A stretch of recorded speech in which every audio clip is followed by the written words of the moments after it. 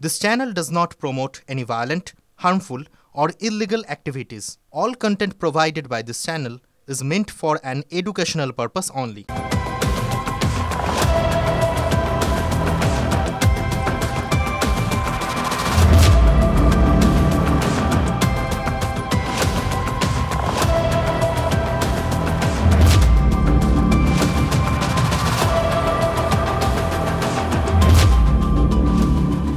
মুখ্যমন্ত্রী যে টাকাটা দিচ্ছে তার ছবি যেন প্রত্যেকটা প্যান্ডেলে টাঙানো থাকে।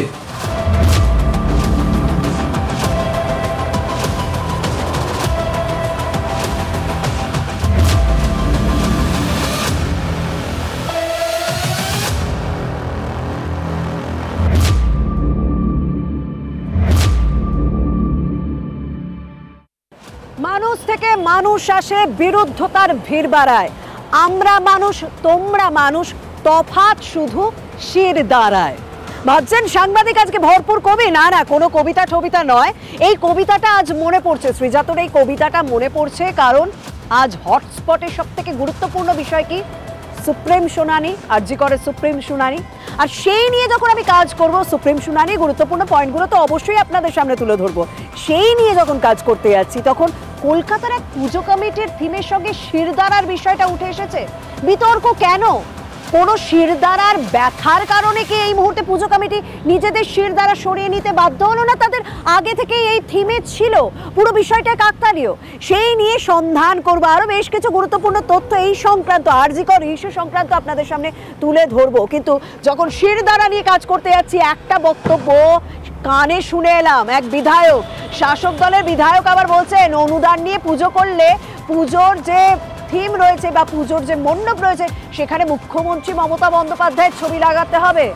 আরে বাবা, হচ্ছেটা কি? অনুদান নিয়ে পুজো করলেই কি ছবি লাগানো মাস্ট? এটা তো আগে কোথাও বলা হয়নি, কোথাও নিদান দেওয়া হয়নি। এই বক্তব্য শুনুন, তারপরেই তো আমি অবশ্যই ওই পুজো কমিটি কি বলছেন তাদের বক্তব্যও শোনাবো।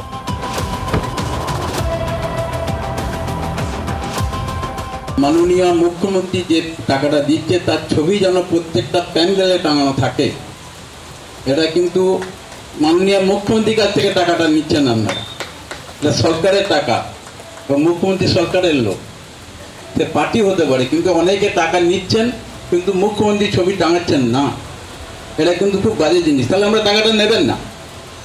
যারা মুখ্যমন্ত্রী ছবি টাঙাতে তাদের অসুবিধা, তারা টাকাটা না নেয় ভালো, কারণ অনেক ক্লাব তো নিচ্ছে না। সেরকম আপনারা যদি মনে করেন যে মুখ্যমন্ত্রী ছবি টাঙানো যাবে না, তাহলে আমরা টাকাটা নেবেন না। আসলে শিরদাঁড়া কেন বলুন তো? মানে আরজি কর ইস্যুতে যখন তোলপাড় রাজ্য, যখন লালবাজার অভিযান হলো, তখন আমরা দেখলাম জুনিয়র চিকিৎসকরা হাতে শিরদাঁড়া নিয়ে গিয়ে বিনীত গোয়েলকে উপহার দিলেন, ডেপুটেশনও দিলেন। তখন থেকেই শিরদাঁড়া আলোচনায় রয়েছে। কিন্তু জুনিয়র চিকিৎসকরা শিরদাঁড়া নিয়ে প্রতিবাদ করেছেন, মস্তিষ্ক নিয়ে প্রতিবাদ করেছেন, চোখ নিয়ে প্রতিবাদ করেছেন, এমনকি ফিমার বোন নিয়েও প্রতিবাদ করেছেন। আর তারপর পরে যখন পুজো কমিটির থিমের সঙ্গে শিরদাঁড়ার প্রসঙ্গটা উঠে আসে, তখন কি পুরোপুরি কাকতালীয় ভাবেই এটা আলোচনায় বা বিতর্কে জড়িয়ে যায়? না সত্যি আরজি করের সঙ্গে এই শিরদাঁড়ার কোনো সম্পর্ক রয়েছে? না তাদের আগে থেকেই থিমের ভাবনা চিন্তায় শিরদাঁড়া ছিল? সেই বিষয়টা, সেই সমস্ত ছোট ছোট প্রশ্নের উত্তর আমার মনে হলো খোঁজা উচিত। এই প্রশ্নের উত্তর তো খুঁজবো, তবে সুপ্রিম শুনানিতে গুরুত্বপূর্ণ কোন কোন বিষয়ে জানানো হলো সেটাও আপনাদের জানাবো।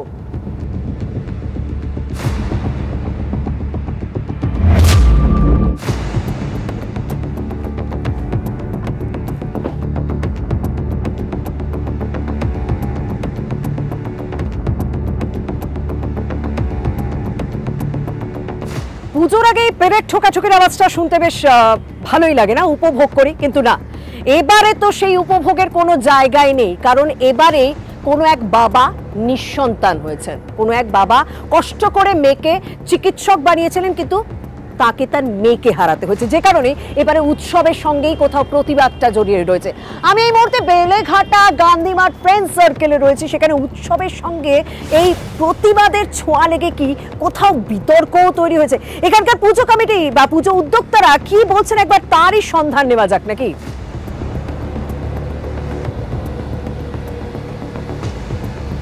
নমস্কার।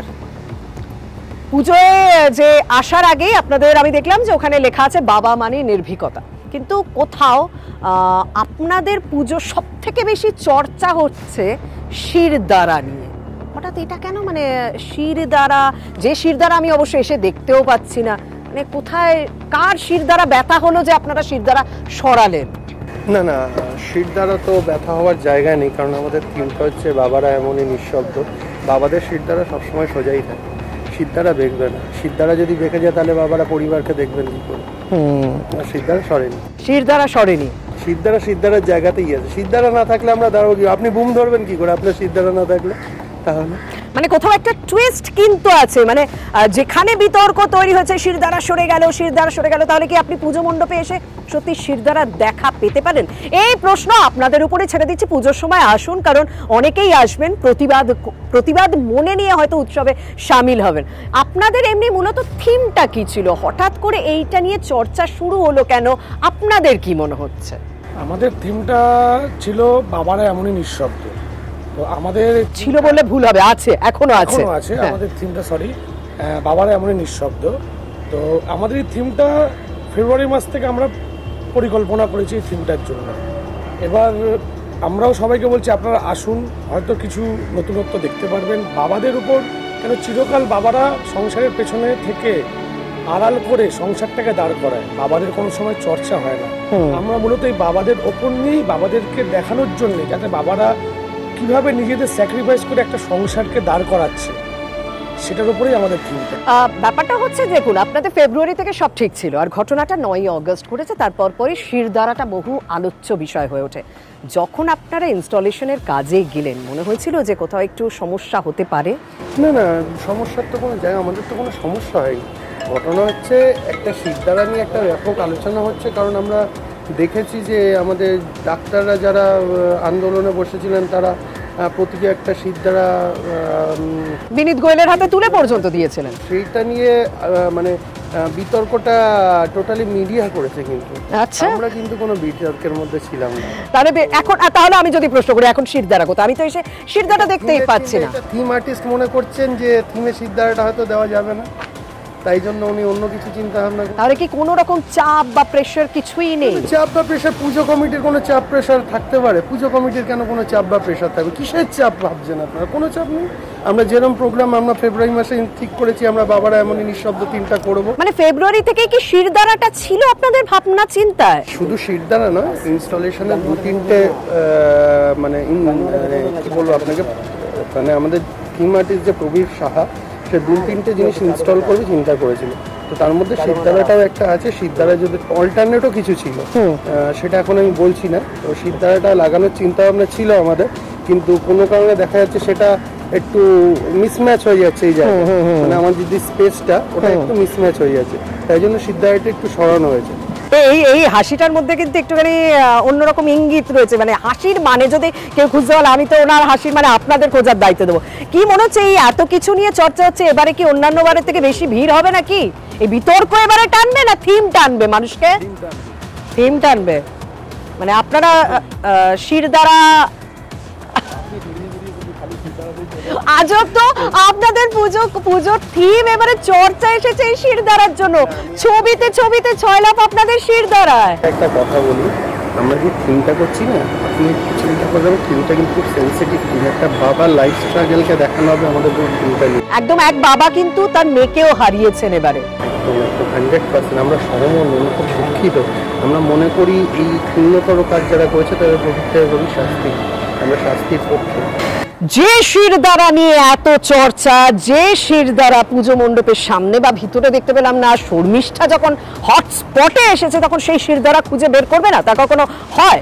শিরদাঁড়া খুঁজতে বেরিয়ে পড়েছি, কারণ সেই শিরদাঁড়া কি কারণে সরালেন, কেন থিমের সঙ্গে মিলছে না, আদৌ অন্য কোনো কারণ, সেই কারণ খোলসাভাবে পুজো উদ্যোক্তারা বললেন না বা বলতে চাইলেন না। কিন্তু ওই যে আমি যখন এসেছি শিরদাঁড়ার খোঁজ পেয়েছি।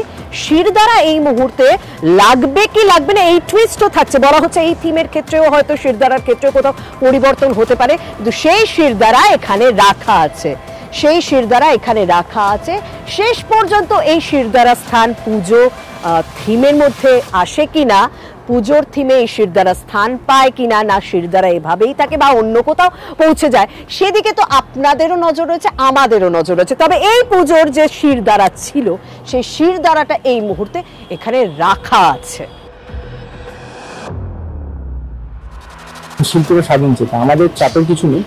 তবে কি জানেন তো, একটা ব্যাপার তো থাকে, সেই ব্যাপারটাকে ওভারকাম করাই শিল্পীদের কাজ।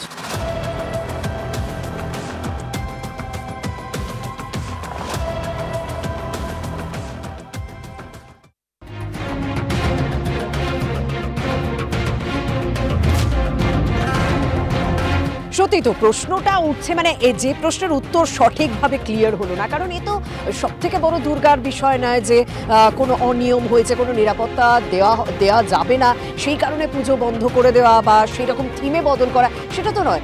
স্বাভাবিকভাবে বেলেঘাটার পুজো উদ্যোক্তা বা কমিটিদের তরফ থেকে সেইভাবে পরিষ্কার উত্তর দিতে পেলাম না যে তাদের হঠাৎ করে শিরদাঁড়া সরিয়ে দেওয়া হলো কেন। সেই প্রশ্নের উত্তর যখন খুঁজছি তখনই আমার কানে খবর এলো কেষ্টপুরে মাস্টারদা স্মৃতি সংঘের পুজোয় সেখানে এবার জায়গা পেয়েছে শিরদাঁড়া। আর যখন আমি সেই পুজো মণ্ডপে ঢুকছি না, একটা জায়গায় লেখা পড়লাম যে স্বদেশে পূজ্যতে রাজা, বিদ্যান সর্বত্র পূজ্যতে। এই কথাটা, এই শ্লোকটা আমি এখন কেন আপনাদেরকে বললাম, কারণ চিকিৎসকদের যে প্রতিবাদ আন্দোলন, সেই প্রতিবাদ আন্দোলনে আমরা প্রত্যেককে সামিল হতে দেখেছি। তাদের গোটা দেশে, গোটা বিদেশে পর্যন্ত তাদের প্রতিবাদের ছায়া পৌঁছে গেছে। সেই জুনিয়র চিকিৎসকদেরই প্রতীকী শিরদাঁড়া এই পুজো মণ্ডপে কি কারণে, মানে তার সঙ্গে কি কোনো রকম সম্পর্ক না তাদের থিমের সঙ্গে সম্পর্কিত, সেই প্রশ্নই আমি খোঁজার চেষ্টা করব।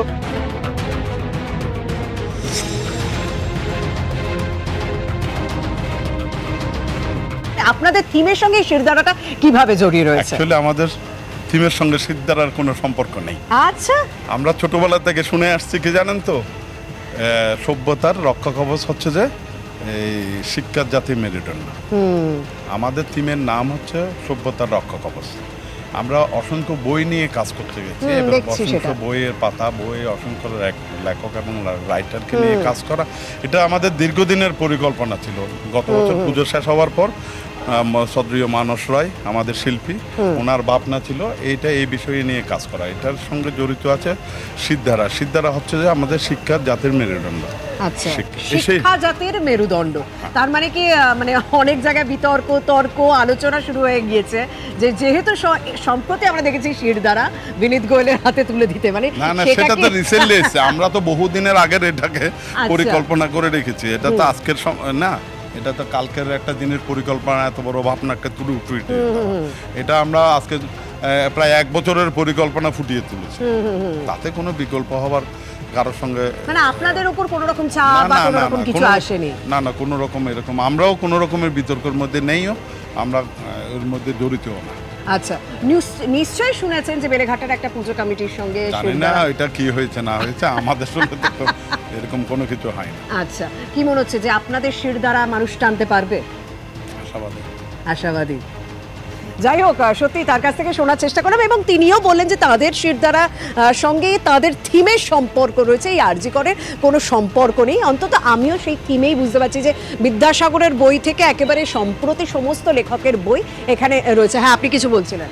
আমার দিদিভাই আর মমতাদির বইও আমাদের কাছে আছে। আচ্ছা, মমতা ব্যানার্জির বইয়ের, মানে যে বই লিখেছেন সেই বইয়ের ছবিও এখানে তুলে ধরা হয়েছে, মানে সেই বইও তাদের এই থিমে স্থান পেয়েছেন। হটস্পটে যখন আজ শিরদাঁড়ার খোঁজে বেরিয়ে পড়েছিলাম তখন দেখালাম বেলেঘাটার পুজোয় শিরদাঁড়া নেই, কেষ্টপুরের পুজোয় শিরদাঁড়া জায়গা পেয়েছে। এখনো পর্যন্ত কোনো বিতর্কে তারা জড়ানি, তারা বলছেন না, তারা বিতর্কে জড়াতেও চান না। শিরদাঁড়ায় কি তাহলে কোথাও পার্থক্য রয়েছে, যেটা কেষ্টপুরে জায়গা পেল কিন্তু বেলেঘাটায় পেল না? যাই হোক, এই প্রশ্নের উত্তর আপনারাই খুঁজুন, আমি বরং এবার একটু অন্যদিকে যাই। তাহলে দেখলেন তো, শিরদাঁড়ার খোঁজ দিলাম, আর শিরদাঁড়ার খোঁজ দিতে দিতে আমি বারবার বলছিলাম যে আজকে সুপ্রিম শুনানির দিকে নজর রাখবো।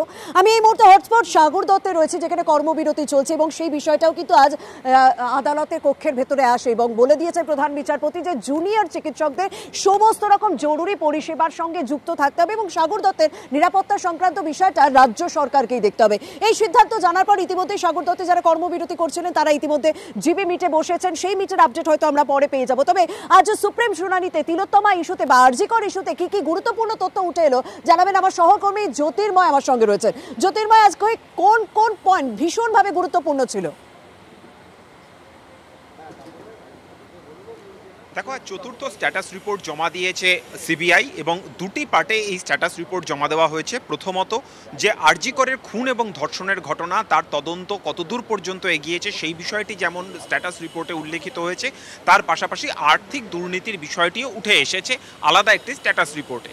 এর মধ্যে নির্যাতিতার যে ব্রেসেস ব্যবহার করতেন, অর্থাৎ এক্ষেত্রে দাঁতের যে ব্রেস হয় সেই ব্রেস তিনি ব্যবহার করতেন, সেটা যে জায়গায় পাওয়া গিয়েছে। নির্যাতিতা মৃতদেহ, সেই মৃতদেহে চশমা কি করেছিল তা নিয়ে প্রশ্ন তুলেছেন প্রধান বিচারপতি। অর্থাৎ এক্ষেত্রে একটা বিষয় খুব চাঞ্চল্যকরভাবে সামনে আসছে। প্রথম থেকেই অভিযোগ উঠছিল যে ক্রাইম সিনে একাধিক ব্যক্তির উপস্থিতি যা পুলিশ ম্যানুয়াল অনুযায়ী কোনোভাবেই মান্যতা পায় না এবং সেই উপস্থিতি নিয়ে প্রশ্ন উঠছিল। এবারে আরও জোরালো হলো প্রধান বিচারপতির প্রশ্নে যে তাহলে কি ক্রাইম সিনে তথ্য প্রমাণ লোপাট, এমনকি মৃতদেহের ওপরেও কোনোভাবে হাত পড়েছিল, সেই প্রশ্নটি জোরালো হলো। দ্বিতীয় যে বিষয়টি সামনে এসছে তা হচ্ছে বিনীত গোয়েল, তিনি পুলিশ কমিশনার থাকাকালীন নির্যাতিতার নাম উল্লেখ করে